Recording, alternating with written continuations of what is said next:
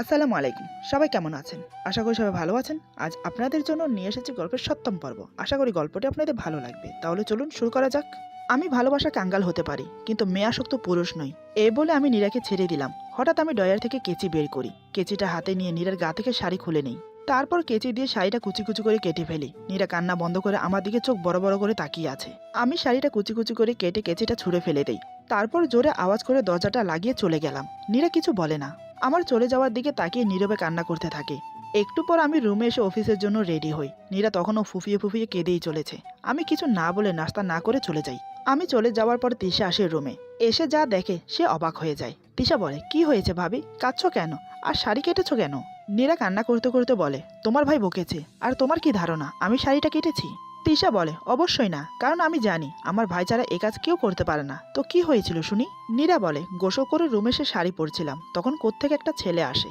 এসে রুমের বাইরে দাঁড়িয়ে আমাকে দেখছিল, কিন্তু আমি তো দেখিনি। এতে তোমার ভাই আমাকে এ বলে আবার কেঁদে দেয়। তিশা বলে, বলো কি, তোমাকে ওভাবে দেখেছে? ছেলেটা এখানে এসে এসবও করে গেছে?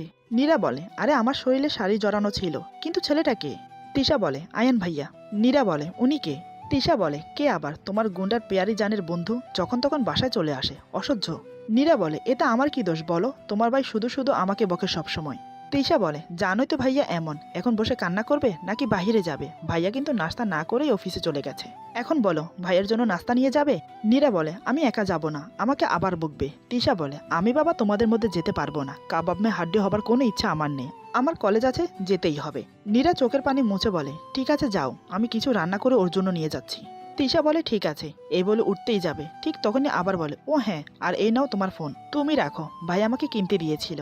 সকালে ডেলিভারি পেয়েছি, আমি সব ঠিক করে দিয়েছি। কোনো প্রয়োজন পড়লে আমাকে যেন ফোন দিও না। তোমার গুন্ডাকে ফোন করো, ঠিক আছে? নীরা ফোন হাতে নিয়ে বলে, ঠিক আছে। তিশা কথা শেষ করে চলে গেল। এরপর নীরা রুম থেকে বের হতে যাবে, ঠিক তখনই অয়ন রুমে ঢোকে। অয়ন বলে, হাই নীরা। নীরা বলে, আসসালাম আলাইকুম ভাইয়া। অয়ন বলে, ওয়ালাইকুম সালাম, আমার নাম ধরে ডাকতে পারো, ভাইয়া বলতে হবে না। নীরা বলে, না ভাইয়া ঠিক আছে, আর ও তো অফিসে চলে গেছে। অয়ন বলে, জানি তো, আমি তোমার কাছে আসলাম তোমার সাথে কিছু কথা বলতে। নীরা বলে, কি কথা? অয়ন বলে, তুমি খুব সুন্দরী নীরা। মিরাজ তোমার সাথে যা করেছে খুব খারাপ করেছে। আমি জানি তুমি ওকে ভালোবাসো না, আর তুমি ওর সাথে থাকতেও চাও না। সো তুমি যদি চাও আমি। নীরা বলে, শোনেন ভাইয়া, বাঙালি মেয়েদের বিয়ে একবারই হয়, সেটা যেভাবেই হোক না কেন।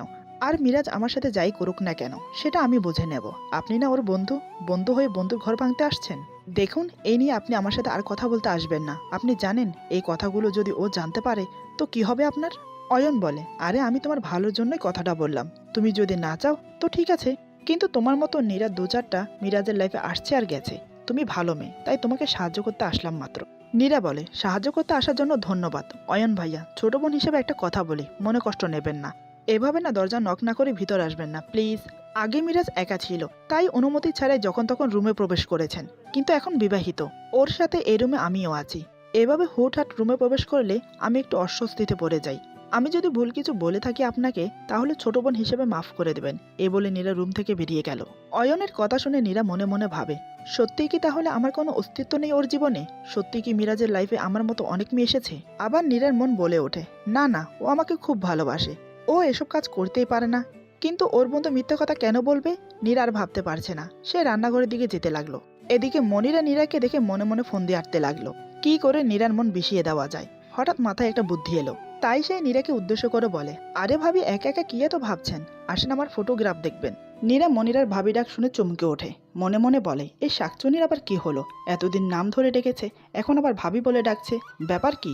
এর মাথায় আবার কি ঘোরপাক খাচ্ছে? নীরা বলে, না, আমার ভালো লাগছে না। মনিরা বলে, আরে ভাবি আসেনি না। এই বলে নীরার হাত ধরে টেনে নিয়ে গেল ওর রুমে। তারপর নিজের ট্যাব বের করে ওর বেশ কিছু ছবি দেখালো। হঠাৎ আমার আর মনিরার একটা ছবি বের করে। নীরাকে এক ঝলক দেখে তাড়াতাড়ি ট্যাব অফ করে দেয়। মনিরা বলে, আর ছবি নেই ভাবি। এদিকে নীরা আমার আর মনিরার ছবিগুলো দেখে মনে মনে খুব কষ্ট পায়। তার আগ্রহ জাগলো ছবিগুলো দেখার। নীরা বলে, বন্ধ করলে কেন? আমি ওই ছবিগুলো দেখব। মনিরা বলে, না ভাবি, এগুলো দেখতে হবে না। আজ এগুলো শুধুই স্মৃতি। জানো ভাবি, আগে তো মিরাজ আমাকে ছাড়া কিছুই বুঝতো না, কিন্তু এখন তুমি আসার পর। কথাটা শেষ করতে পারলো না, তার আগেই নীরা মনিরার হাত থেকে ট্যাব নিয়ে ফটোগুলো দেখতে শুরু করে। প্রায় 2 ঘন্টা ধরে নীরা আমার আর মনিরার ছবিগুলো দেখলো। অনেকগুলো ছবি খুবই ক্লোজি। মনিরা বলে, ভাবি, মিরাজ যখন আপনার সাথে থাকবে বলে ঠিক করেছে, তো আপনি ওর দায়িত্বটা বুঝে নিন। এদিকে নীরার মনে তুফান বয়ে যাচ্ছে। তার ইচ্ছে করছে সে নিজেকে শেষ করে দিক। নীরা ট্যাবিটা বিছানার উপর ফেলে রুম থেকে বের হয়ে আসে। নীরা চলে যাবার পর মনিরা হো হো করে হেসে বলে, তুমি কি ভেবেছ তুমি মিরাজকে নিয়ে সুখে শান্তিতে সংসার করবে? এই ইচ্ছে আমি পূরণ হতে দেব না, কখনো না। দেখব এবার তুমি কি করে মিরাজকে আমার কাছ থেকে দূরে সরিয়ে রাখতে পারো। সন্দেহ থেকে বড় বিষ আর পৃথিবীতে দুটো নেই, আর সেটাই খুব যত্নে আমি তোমার মনের মধ্যে ঢেলে দিয়েছি। এখন দেখব তুমি কি করে মিরাজকে নিজের কাছে আটকে রাখো।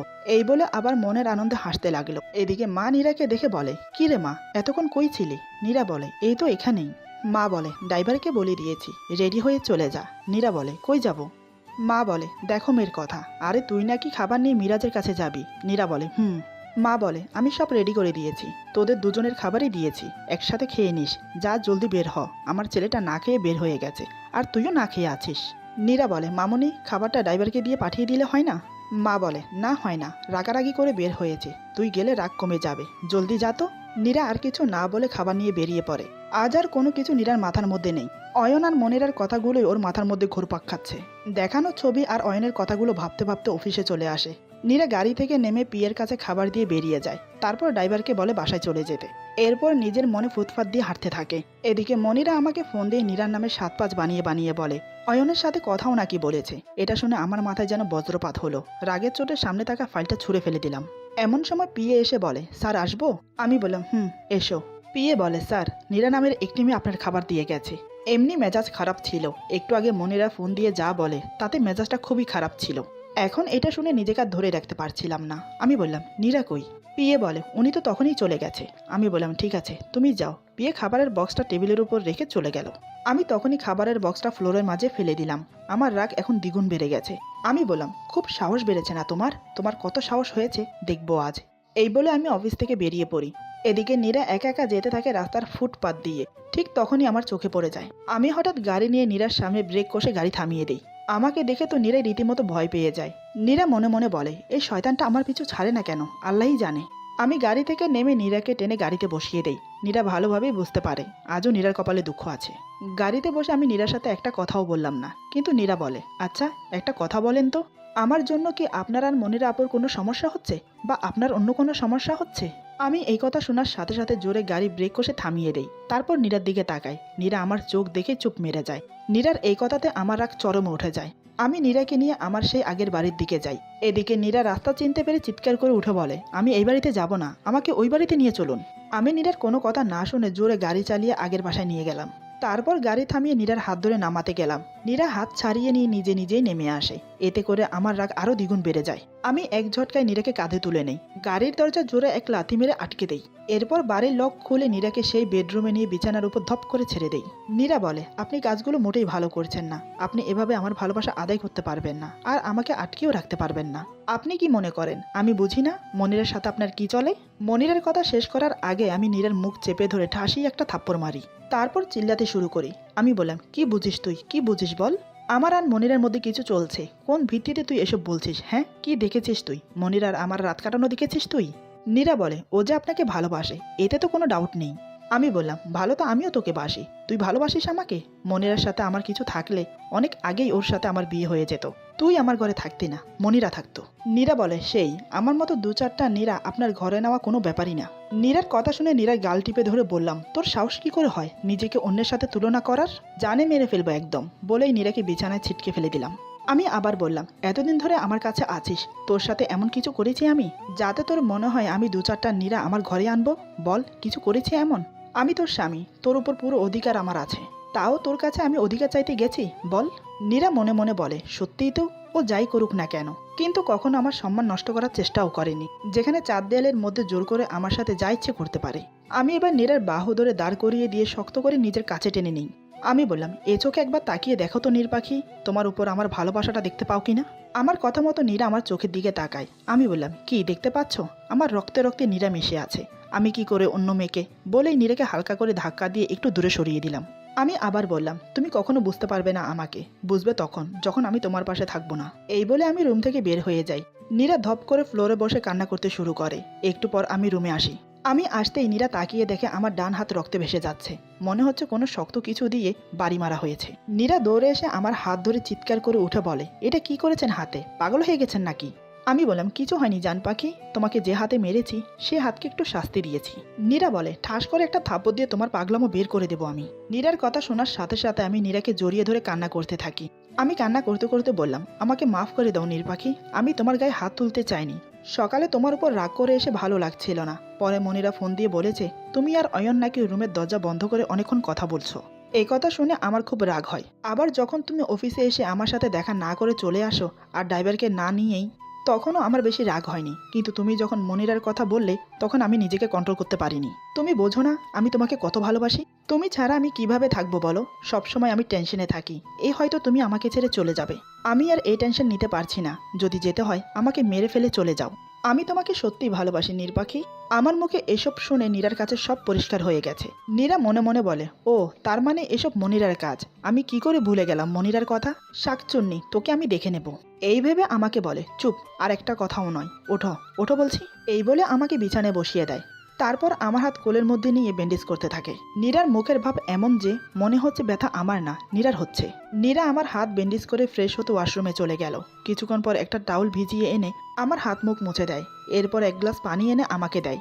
আমি পানির গ্লাসটা ফাঁকা করে বললাম, চলো। নীরা বলে, এখন না, আপনি একটু রেস্ট করে নিন, তারপর যাওয়া যাবে। আমি নীরার কথা মতো বিছানায় শুয়ে পড়ি। নীরা আজ নিজের ইচ্ছায় আমাকে বুকে জড়িয়ে নেয়, আমার মাথায় হাত বুলিয়ে দেয়। আমি নীরার বুকে মুখ গুজে ওকে আরও কাছে টেনে নেই। নীরা খুব যত্ন নিয়ে আমাকে বলে, হাতে খুব ব্যথা করছে না?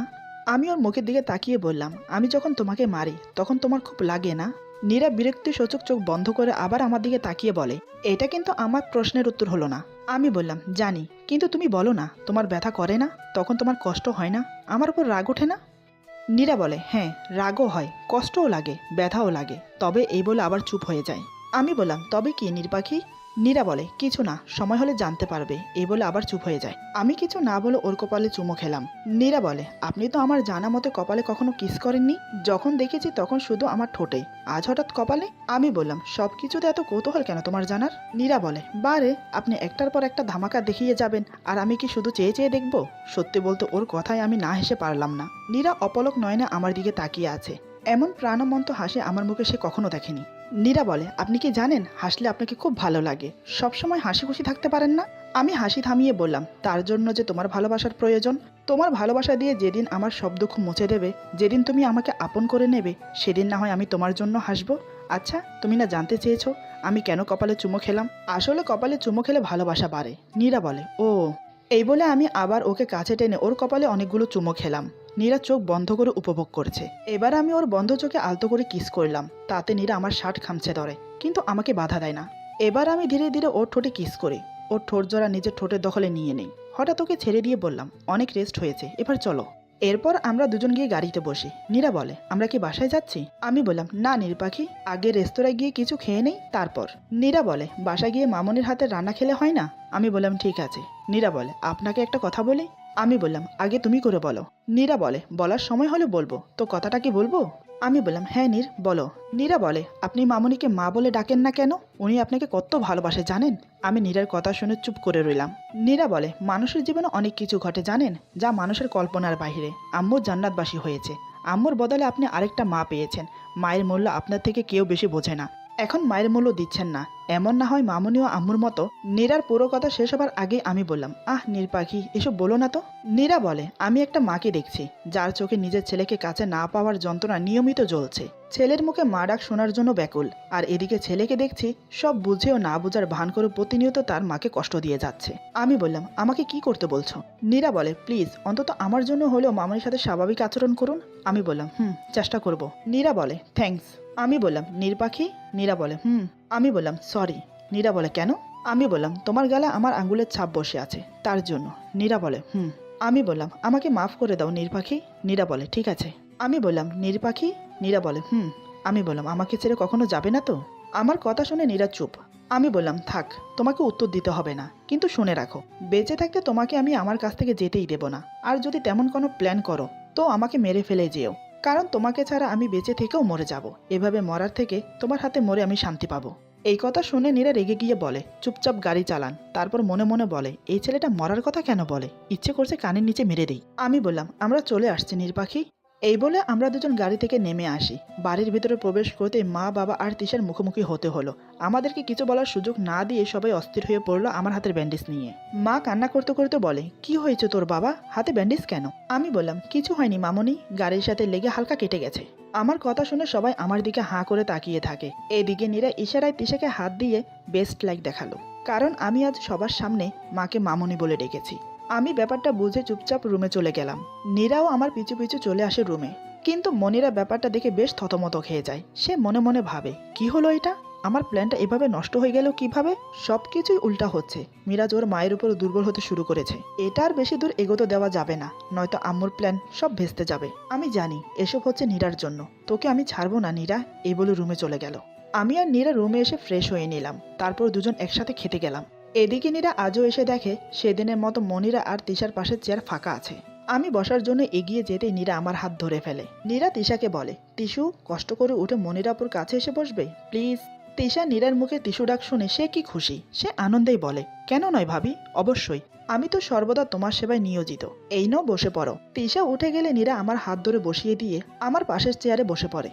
আমি হাঁ করে নীরার মুখের দিকে তাকিয়ে থাকি ওকে বোঝার জন্য, কিন্তু বুঝি না। নীরা বলে, মামনি তুমিও বসে পড়ো। মা বলে, না রে মা, তোরা খা, আমি তোদের খাবার বেড়ে দেই। নীরা বলে, আহ মামনি এত কথা বলো কেন, বসতে বলছি বসো, এখানে সবাই বাড়ির মানুষ, যে যারটা বেড়ে খেতে পারবে, আর মনিরা আপুকে আমি যত্ন করে খাইয়ে দিচ্ছি। মনিরা আমাকে বলে, মীর তুই খাবি কি করে, তিশা তুই ওইখানে যা, মীর এখানে আয়, আমি তোকে খাইয়ে দেই। নীরা বলে, না না আপু, আপনার এত কষ্ট করতে হবে না, মেহমানকে এত কষ্ট দিতে নেই, বাড়ির অকল্যাণ হয় গো, তুমি বরং খাও। মনিরা বলে, কিন্তু ও খাবে কি করে? নীরা বলে, কেন আপু, পাশে তো ওনার জলজন্ত মা বসে আছে, উনি থাকতে ওনার ছেলের খাবার খেতে কষ্ট হবে কেন? মনিরা বলে, মীর ওনার হাত থেকে খাবে না। নীরা বলে, কে বললো তোমাকে উনি খাবে না? এই বলে আমার দিকে চোখ রাঙিয়ে বলে, কি আপনি মামনির হাত থেকে খাবেন না? আমি আমতা আমতা করে বললাম, হ্যাঁ খাবো। এত কথা না বলে আমাকে খাইয়ে দাও তো মামনি, আমার খুব ক্ষুধা লেগেছে। নীরা বলে, শুনলেন তো মনিরা আপু, ও খাবে, আর আপনিও খান। আমার কথা শুনে মা বাবা দুজনের চোখেই পানি। মা চোখের পানি মুছছে আর আমাকে খাইয়ে দিচ্ছে, বাবা আমার দিকে তাকিয়ে চোখের জল ফেলছে। নীরা সব দেখে বলে, হচ্ছেটা কি এখানে, খাবারের সময় কেউ কাঁদে? হ্যাঁ মামনি, আমারও খুব লোভ হচ্ছে, খাইয়ে দেবে আমাকে? মা বলে, ধুর পাগলি মেয়ে, আয়। তিশা বলে, বাহ বাহ, আমি কি উড়ে আসলাম নাকি? নীরা বলে, কেন হিংসা হচ্ছে? তিশা বলে, বয়ে গেছে আমার হিংসা করতে, আমি বাচ্চা না বুঝলে? নীরা বলে, ও মা তাই, তাহলে তো তোমাকে বিয়ে দিয়ে যত তাড়াতাড়ি এই বাড়ি থেকে বিদায় করতে হবে। তিশা বলে, ভাবি ভালো হচ্ছে না কিন্তু। বাবাই তুমি কিছু বলছো না কেন? বাবা বলে, আরে আরে আমার বুড়িটাকে এভাবে জ্বালাচ্ছ কেন? তিশা বলে, বাবাই তুমিও? এই শুনে সবাই হেসে ওঠে, কিন্তু মনিরা এসব দেখে রাগে আর হিংসা জ্বলতে থাকে। মনিরা মনে মনে বলে, এই কাজগুলো তুমি মোটেই ভালো করছো না নীর, পস্তাতে হবে তোমাকে। এদিকে নীরা মনিরা মনের অবস্থা বুঝতে পেরে বলে, আরে মনির আপু তুমি কিছু খাচ্ছ না কেন, কি ভাবছো এত, খাও। আরে তিশা, মনির আপুকে বড় মাছের মাথাটা দাও, দাঁড়াও আমি দিচ্ছি। এই বলে উঠে মাছের মাথাটা মনিরের প্লেটে দিয়ে বলে, নাও আপু খাও। এই বলে আবার মনে মনে বলে, নে শাকচুন্নি মাছের মাথা খা। মনিরা বলে, না আমি পারবো না এত বড় মাথা খেতে। নীরা বলে, মাথা চিবিয়ে খাবার অভ্যাস তো আছে তোমার, পারবে খেতে। এই বলে আবার বিড়বিড় করে বলে, কেন রাক্ষসী, আমার বরের মাথাটা তো ঠিকই চিবিয়ে খেয়েছিস, আর মাছের মাথা খেতে পারবি না? খা, জন্মের খাওয়া খা, মিরাজের মাথা তো আর চিবিয়ে খেতে পারবি না? সেই আশা বাদ দে, ছেঁচড়া মেয়ে মানুষ একটা। এখন থেকে মিরাজের সামনে আমি আছি, দেখি প্যাকাটি তুই কি করিস, ডাইনি গাছপেতনি। মনিরা মনে মনে বলে, তোমার প্রতিটা কথার উত্তর আমি দেব নীরা, তৈরি থেকো। বাবা বলে, তোকে আজ আর অফিসে যেতে হবে না, বাসায় রেস্ট নে। আমি বললাম, না আমাকে যেতেই হবে বাবা, জরুরি মিটিং আছে। বাবা বলে, কিন্তু। মনিরা বলে, টেনশন করো না মামা, আমি যাব মীরের সাথে। নীরা আবার বিড়বিড় করে বলে, কেন রে শাকচুন্নি, খুব শখ না আমার বরের পিছে যাওয়ার? দাঁড়া বের করছি তোর যাওয়া। এই বলে আমাকে উদ্দেশ্য করে বলে, আজ কোথাও যাওয়া হবে না, মিটিং ক্যান্সেল করে দিন। আমি কিছু বলতে গিয়েও বললাম না, কারণ নীরা আমাকে বারণ করছে। আমি ভালোভাবেই বুঝতে পারছি নীরা আমার উপর অধিকার জমাতে শুরু করেছে, তাই নীরার কথার অমান্য করলাম না। নীরার কথা শুনে মনিরা বলে, না না মীর যাবে তো, ওর মিটিং আছে। আমি বললাম, না আমি যাব না, আমি মিটিং ক্যান্সেল করে দিচ্ছি। এটা শুনে মনিরা খুব আশ্চর্য হয়ে যায়। এদিকে নীরা মনে মনে খুব খুশি হয় যে আমি ওর কথা রেখেছি। হঠাৎ মনিরা সবাইকে চমকে দিয়ে যা বলল তা শুনে বাড়ির সবাই অবাক। নীরা তো রাগে থরথর করে কাঁপছে, সে পারছে না এখনই মনিরাকে চুল চেপে ধরে ঘর থেকে বের করে দেয়। দাঁতে দাঁত খিচিয়ে তাকিয়ে আছে মনিরার দিকে। এরপর যা হলো, আজকের গল্প এখানে সমাপ্ত। গল্পের বাকি অংশ পেয়ে যাবেন আগামী পর্বে। আশা করি গল্পটি আপনাদের ভালো লাগবে। যদি ভালো লাগে তাহলে লাইক, কমেন্ট এবং সাবস্ক্রাইব করে আমাদের পাশে থাকুন। পাশে থাকা বেল আইকন প্রেস করে দেবেন, তাহলে আমাদের নিত্য নতুন ভিডিও আপনাদের কাছে পৌঁছে যাবে। সবাই ভালো থাকবেন, সুস্থ থাকবেন, আল্লাহ হাফেজ।